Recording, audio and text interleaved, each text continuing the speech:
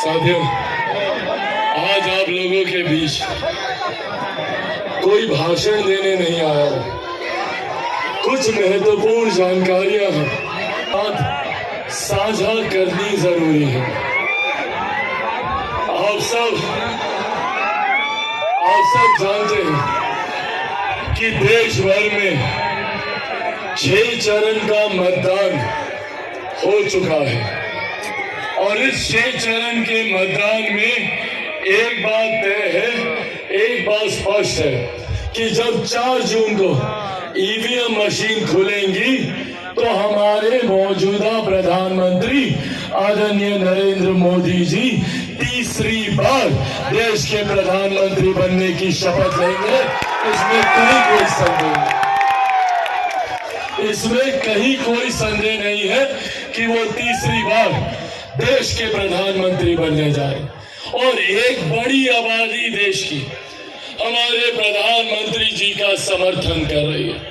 आज जब 6 चरण के मतदान हुए, हमारे प्रेस मीडिया के पत्रकार साथी भी यहाँ पर रुझान सामने आ रहे हैं। उन रुझानों में 6 चरण के मतदान में अभी ही हम लोग 350 से ज्यादा सीटों का आंकड़ा पार कर चुके हैं। 7वां चरण आते आते तक 400 का लक्ष्य हम लोग पार करेंगे।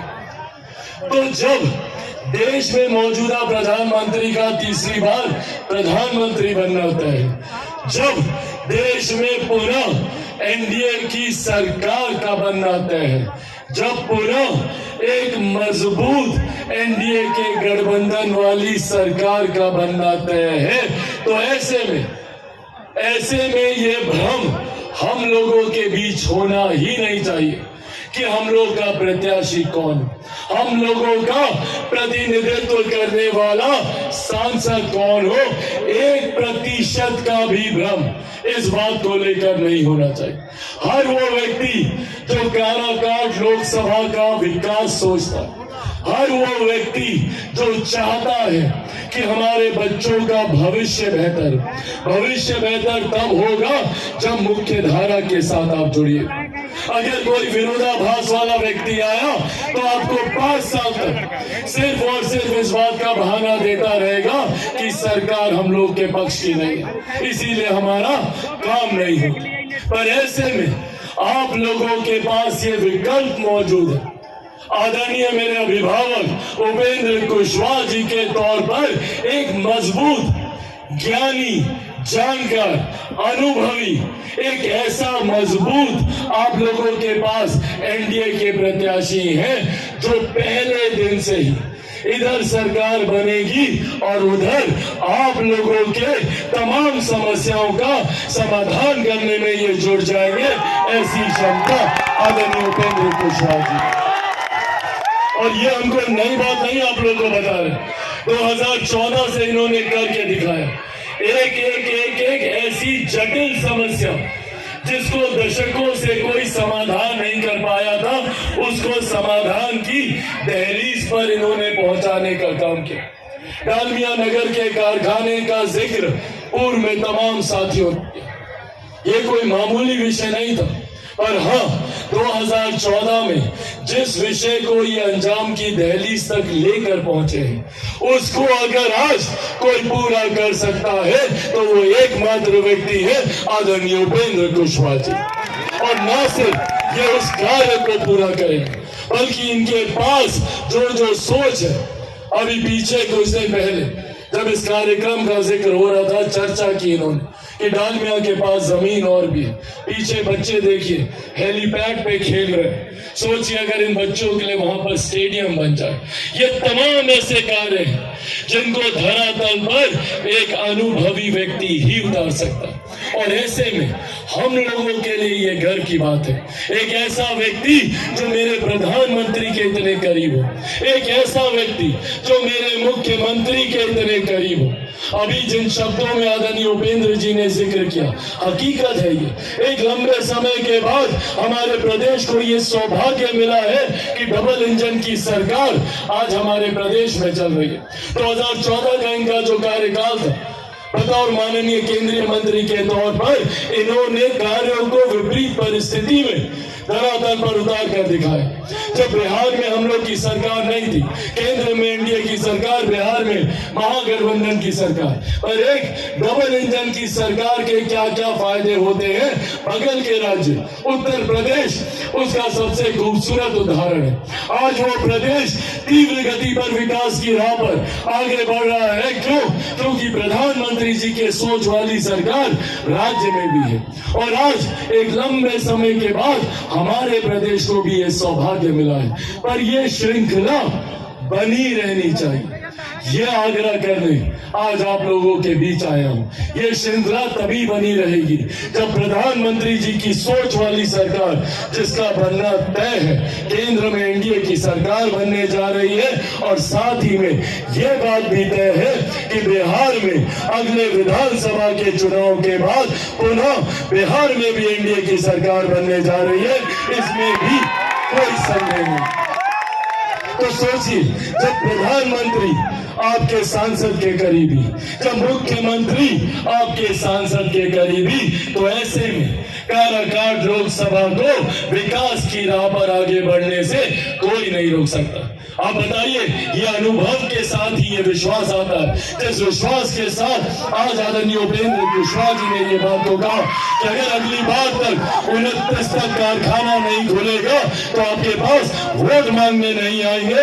ये विश्वास इनको इनके अनुभव से आता है, और अकेले उपेंद्र कुशवाहा जी ही नहीं है, इनके साथ मजबूती से मेरे प्रधानमंत्री खड़े हैं, मजबूती से मेरे मुख्यमंत्री खड़े हैं, और चिराग पासवान भी हर कदम पर इनके साथ मजबूती से खड़े। साथियों, जरूरी है देश में मजबूत सरकारों का रहना, और जरूरी है हम लोगों का मुख्य धारा के साथ जुड़ा रहना।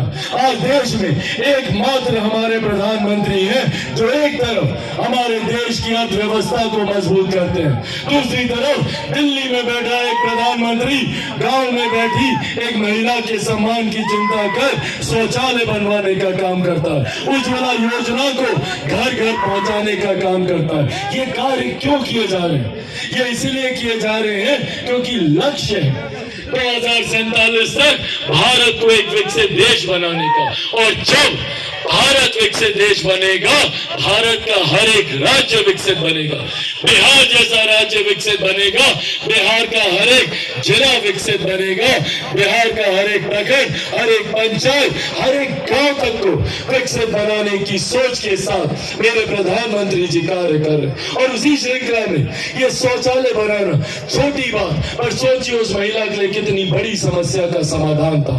उज्ज्वला देना, इससे पहले घर पे कोई बीमारी आती थी तो हम लोग जमीन गिरवी रखवाते थे, महिला अपने जेवर बेचती थी इलाज का पैसा इकट्ठा करने के लिए। आज हमारे प्रधानमंत्री जी ने आयुष्मान के माध्यम से 5-5 लाख रुपए तक का मुफ्त इलाज का प्रबंध करवाया। ये उसी दिशा में बढ़ने की बात है जिसमें भारत विकसित देश बनेगा। आज दुनिया की सबसे बड़ी गरीब कल्याण की योजना, जिसका श्रेय मैं मेरे नेता, मेरे पिता आदरणीय रामविलास पासवान जी को भी देता हूं, कि आज उनकी देन है कि देश में 81 करोड़ लोगों को मुफ्त में राशन दिया जा रहा है। ये सोच हमारे प्रधानमंत्री जी और मेरे नेता आदरणीय रामविलास पासवान जी की है। तो जहां एक तरफ हम लोग जमीनी स्तर पर मजबूती देने का काम कर रहे हैं, गांव और शहर की दूरी को मिटाने का काम कर रहे हैं, तो वहीं दूसरी तरफ विपक्षी दल के भी नेता, जिनका गठबंधन बना हुआ है कांग्रेस राजद के नेतृत्व में, तमाम ये घटक दल के नेता, इन लोगों का भी इतिहास जान लीजिए। कौन है ये लोग? ये वही लोग हैं जो 90 के दशक में लाठी में तेल पिलवाने का काम करते थे। ये वही लोग हैं जो नौकरी के बदले आप लोगों की जमीन हथियाने का काम करते थे। ये वही लोग हैं जो खेत में जाकर झंडा गाड़कर आप लोगों की जमीन कब्जा करने का काम करते थे। और अब तो विधिवत तरीके से इन लोगों ने रणनीति तैयार करना शुरू किया। ये लोग अगर आए, ये आप लोग को जानना जरूरी है, इनहेरिटेंस टैक्स, विरासत पर कर। चाचा, अगर ये लोग आया ना तो विरासत पर कर का कानून बना रहा है। क्या है ये कानून जो राजद कांग्रेस वाले तमाम घटक दल के नेता बनाने की सोच रखते हैं? इसके तहत आप लोगों की जमीन का 55% हिस्सा, गरीब किसान की जमीन हो, गरीब मजदूर की संपत्ति हो, उसका 55% हिस्सा कांग्रेस राजद इनके घटक दल के लोग अपनी संपत्ति में जोड़ लेंगे। ये कानून बनाने की तैयारी है। महिला के जेवर उसका 55% का हिस्सा ये लोग अपनी संपत्ति में जोड़ लेंगे। ये कानून महागठबंधन के लोग तैयार करने का काम कर रहे हैं और ये सोच आप लोगों के बीच ना पहुंचे तो झूठ बोला जाता है। क्या झूठ बोला जाता है? बोलेंगे संविधान खतरे में है, बोलेंगे आरक्षण खतरे में है, बोलेंगे लोकतंत्र खतरे में।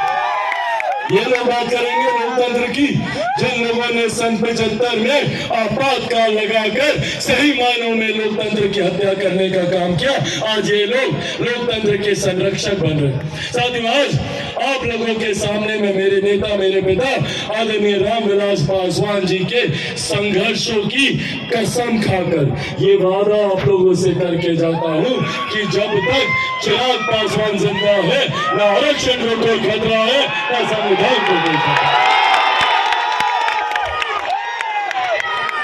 कितने लोगों को यहाँ पर प्रति माह 5-5 किलो अनाज मिलता है? हाथ उठाकर बताइएगा।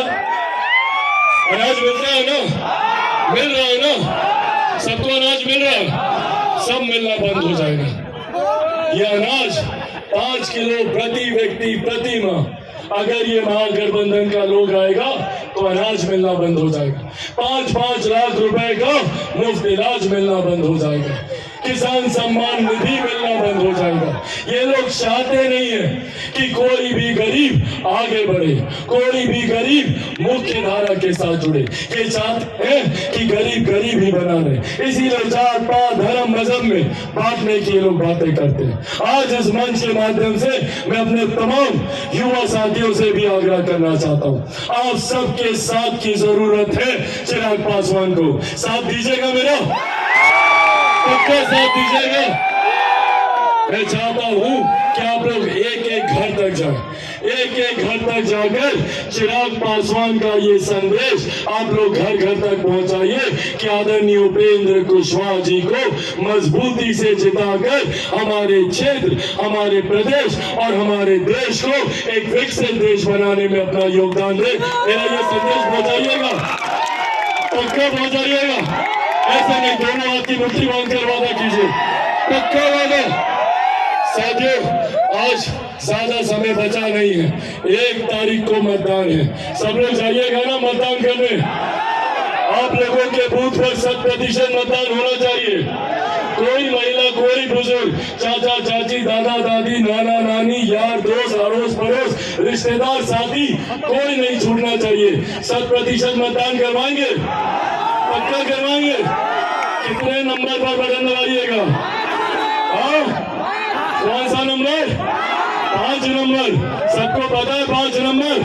एक बार दिखाइए सब लोग। 5 नंबर, 5 नंबर, 5 नंबर।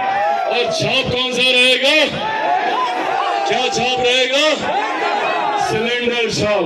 सिलेंडर छाप पे बटन दबाकर आप सब लोग न सिर्फ आदरणीय उपेंद्र कुशवाहा जी को जिताइएगा, और इस बात में कोई संदेह मत रखिएगा, प्रधानमंत्री जी